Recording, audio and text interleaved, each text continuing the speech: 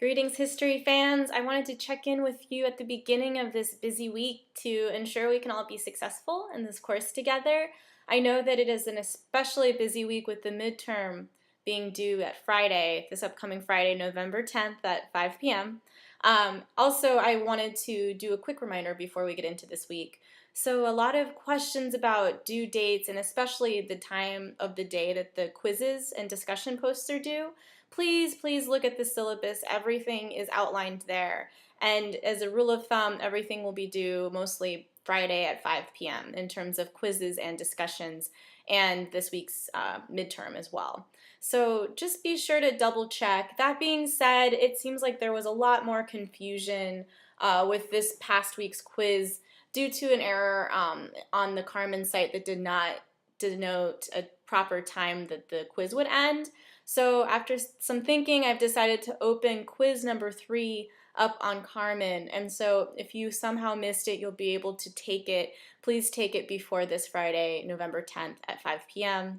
Also remember to get your quiz number 4 in, which I know that's a lot, but I wanted to make a quick note about this week's quiz. I promise it will be pretty basic and fairly easy in comparison to past week's quizzes, as this is a midterm week. So another kind of note in terms of success and achieving good grades on these quizzes, I really think a lot about the questions that I put at the beginning of the kind of introduction to the week, in the beginning of the introduction to the readings, and in the beginning of the introduction to the lectures.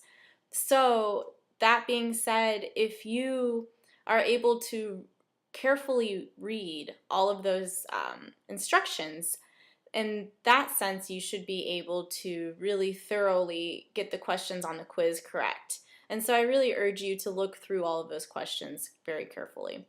And the quiz 4 will be related directly to those questions that I'll post on the introduction to the reading and lectures. Another thing, in regards to the midterm, for those of you that haven't done an annotated bibliography, and I know it's something a little different, so not everybody's always done it. I hadn't done one before when I was first a freshman in college, or a sophomore in college for that matter as well. So just thinking about it, you can use the same book but cite it twice, I suppose is what I'm saying. So I got a really great question about if somebody could cite Zinn twice, and you can cite Zinn for almost as much as you want, especially since the primary sources in it are so distinct. So for instance, if I wanted to cite a primary source that I wanted to use in chapter 13, and that was part of the jungle, I would just make sure to note what chapter and the section that I was looking at to cite. But I could still cite, F. Scott Fitzgerald in the Jazz Age in chapter 15, and those would count as 2 different citations, 2 out of the 7. So I just wanted to make that known and clear for students who had questions about that bibliography. Another question about movements is, this could be a social reform movement. Just look back to those 4 sort of core qualities that we talked about at the beginning of the course. And if you think of a movement that is maybe more political in motivation, think about the social implications. So political movements oftentimes are socially related, as we've learned with movements concerning farmers, right, labor.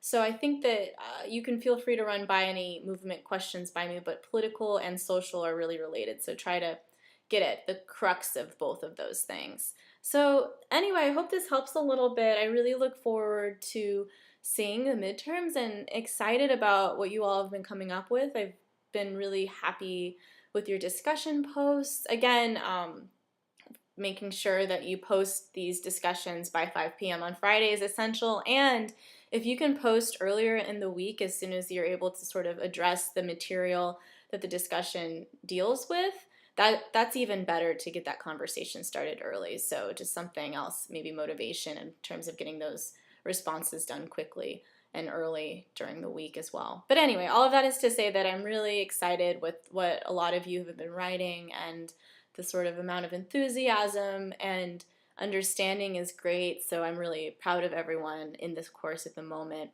Another thing I'm really happy to do this week is meet up with anyone on campus. If there's a question about the midterm, a quiz, anything you'd like to talk about. We're almost halfway through this little course, so yeah, I'm more than happy to meet up and talk this week. Just shoot me an email and we can find a time that works for you. All right. Thanks so much, and I hope you guys enjoy the lectures for this week and enjoy the readings. I think it's a great one. So good luck, and again, let me know if you have any questions. Thank you.